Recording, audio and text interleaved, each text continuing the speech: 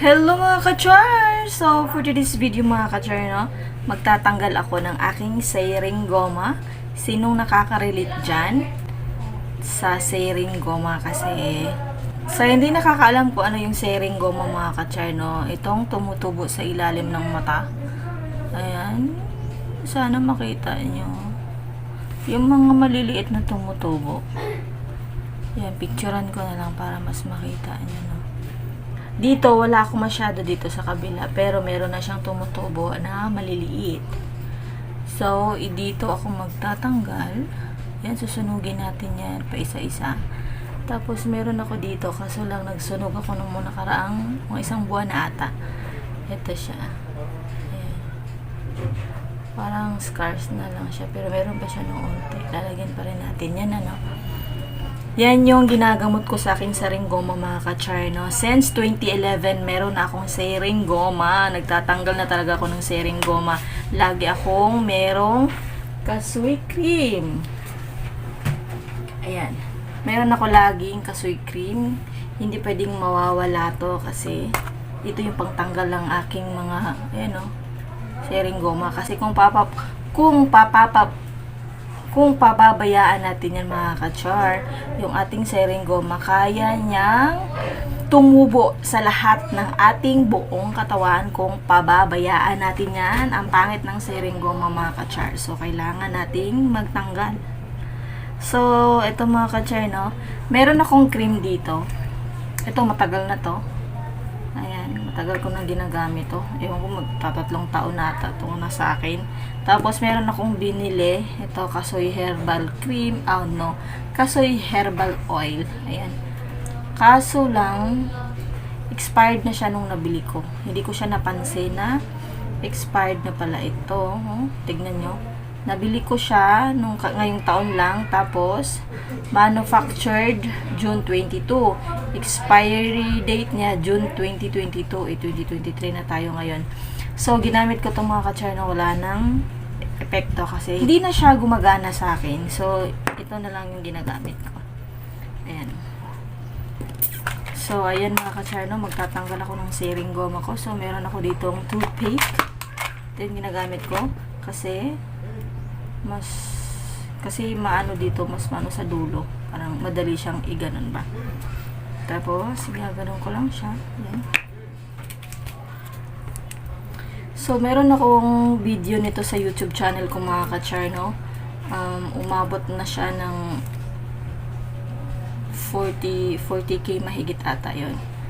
No? So, ngayon mga ka-char, magtatanggal tayo. No? So, kailangan tayo gumawa ng paraan. Ayan. So, kailangan natin gumawa ng paraan mga ka-char, no? Kasi ang mahal magpa-derma. Since 2011 mga ka-char, no, meron akong seiring goma. So, dati, pag lumalaki ito, hindi ko pa alam na may kasoy cream. So, dati, ang ginagawa ko, ang tagal naman makakuha. So, dati, ang ginagawa ko, pag lumalaki siya, pinagpapatanggal ako sa derma. So, ngayon, meron na akong kasoy cream. Ito na lang yung ginagawa ko. Kasi mahal magpa-derma eh. Diyos ko. Mahal magpa-derma talaga. Kaya, gawa na lang tayo ng paraan. Nakakatanggal din naman siya. Tiisin mo lang yung sakit mga ka-char. Kasi mahapdi talaga to. Tapos, mag-iingat kasi nakakasunog ng balat. Ayan. Lalagay natin. Nakita ba? Ayan. Bambera. Ayan. Hindi mo makita. Basta meron yan. So, naglalagay ako. Ayan.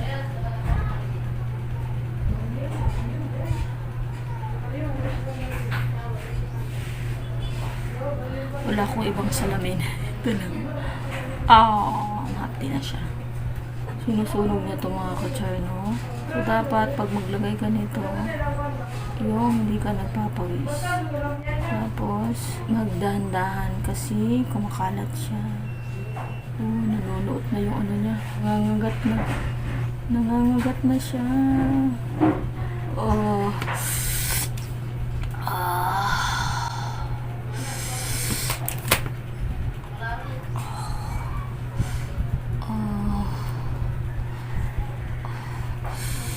Oh. Oh. Ito lang talaga yung ano mo dito kasi ano siya. Sinusunog niya yung ano mo sa ringgoma mo.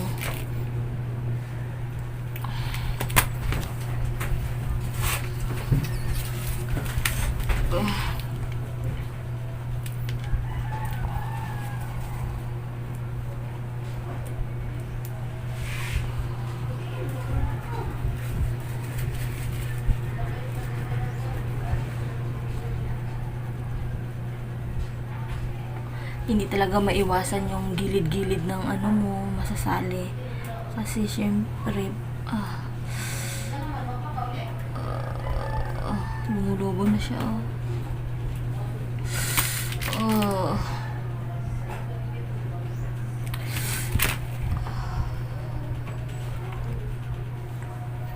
Lumuluha na yung mata ko.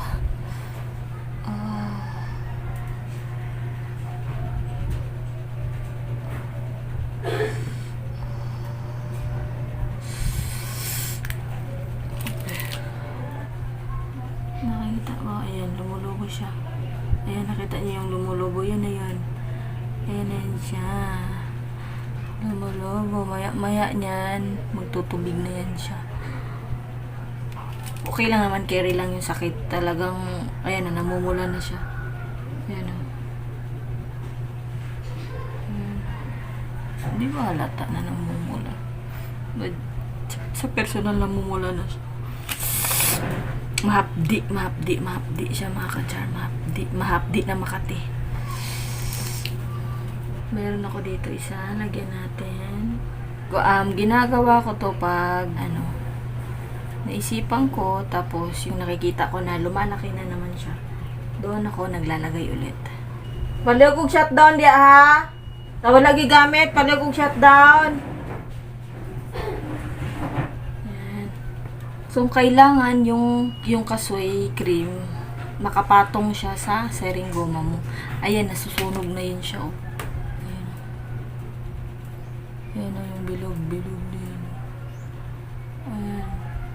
Ma-update na yan. Bumula na yan.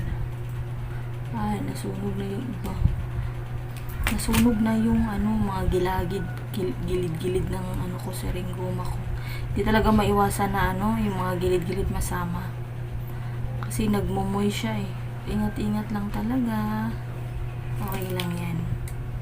Basta kaya pang sakit lalagay lang. Pag hinto na. Gusto ko lagyan yung tuk-tuk. Sakit na. Lagay na tayo. Ito, na siya, Makati na. Maya nito, ma-update na to. Dito banda ko, maliit pa. Sarap na kamutin.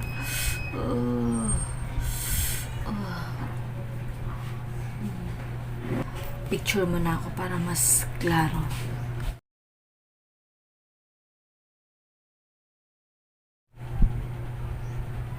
Ayan mga ka-char. Ayan, nakalagay na tayo. Tapos na tayo naglagay sa ating mukha. Ayan. So, siya, Makati na mahapdi. Kailangan mo siyang tiisin. Tapos, yan siya, mamumula, tapos lolobo, tapos yung lobo magkakaroon ng tubig. Ayan, hayaan lang natin yan siya. Hayaan lang natin yan, huwag natin yang pakailaman. Huwag maglagay ng kung ano-ano. Hayaan mo lang yan siya. Pwede kang maglagay ng aloe vera gel bukas ng gabi or sa susunod na araw. Basta huwag mo lang siyang pakailaman hanggang lumulobo pa siya. Huwag mo siyang pakailaman. Ganyan lang yung ginagawa ko kasi nagsusunog na yan siya mga ka-char. Hindi nyo lang siguro na makikita pero sa personal niyan pulang-pula na yung dito ko. Ayan. Tapos sinusunog niya na. Ito din. At ito dito. Nasunog niya na. So, ayan lang yung ginagawa ko sa aking seringgoma mga ka-char, no? Kaya hindi siya dumadami kasi pag may tumutubo, nilalagyan ko siya agad. So, kayo kung mayroon kayong seringgoma na katulad sa akin, huwag niyong hayaan na dumami yan kasi dadami talaga yan. Promise. Kung pababayaan mo yan, mas lalo kang mamomoblema kasi ang hirap na tanggalin yan, tapos kung magpaderma ka, mahal. Tapos hindi pa siya guarantee na nawawala. Kasi ang seringoma, nakadepende sa pawis mo. Merong pag magtanggal ka ng seringoma, depende sa merong matagal bumalik, minsan isang buwan, nandyan na siya. Basta nakadepende na siya. So, ganyan lang yung ginagawa ko mga ka-char. No? Pag lumulobo na yung seringoma ko, nilalagyan ko siya agad ng kasoy cream. Hindi naman siya nawawala talaga mga ka-char. Andyan lang naman siya. Kaso lang, ginagawa niya lang pag nilalagyan mo na siya ng kasoy cream or kahit sa derma, kahit magpatanggal ka sa derma, ang nagagawa lang mga ka-char, no? Pinaplatin niya lang, hindi talaga siya nawawala. So gastos talaga siya. Kahit magpaderma ka, hindi siya guarantee na mawala kasi buti pa yung mga warts nawawala. Oh my goodness, masakit na talaga siya. Hindi siya guaranteed kahit magpa ano ka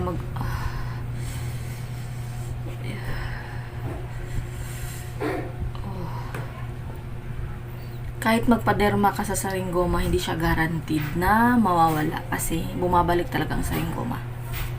Ayun, kung mayroong kang mga ganito na katulad sa akin, mag-maintain ka ng kasoy cream. Kasi since 2011, ano na tayo ngayon, 2023, yung saringgoma ko bilang lang, mga dito lang, hindi pa umabot ng 10, tapos yung iba maliliit. So, kailangan siya palubuhin para tanggalin mo. Kasi yung mga maliliit, hindi mo pa siya kayang lagyan eh. Kasi pag lagyan mo pa yung maliliit, madadama yung ibang skin. Ouch.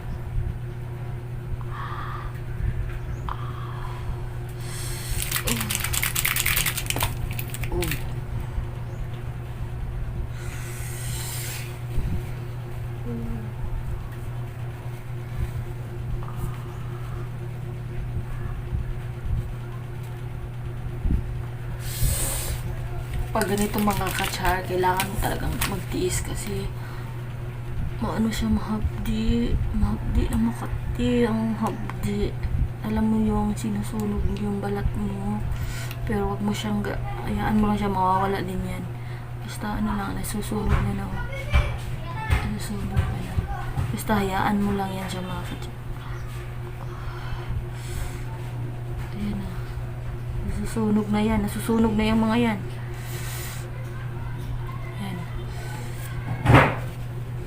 So, hayaan nyo lang yan mga ka-charm.